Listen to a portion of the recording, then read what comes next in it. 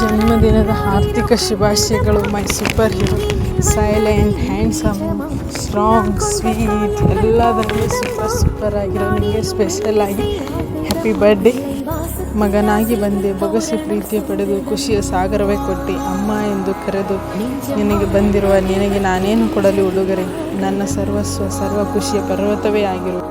ಮಗನ ವಿನ ಅಮ್ಮನಿಗೆ ಲೋಕವೇ ಇಲ್ಲ, ಅವಳ ಮುಖ ನೋಡಿದರೆ ಹಸಿಯುವುದಿಲ್ಲ. ನನಗೆ ಗಾಯ ಆದರೆ ಅವಳು ಅತ್ತು ಕರೆವಳು, ನನಗೆ ನಗು ಬಂದರೆ ಅವಳು ನೋವ ಮರೆವಳು, ಅವಳಿಗೆ ಕರುಣ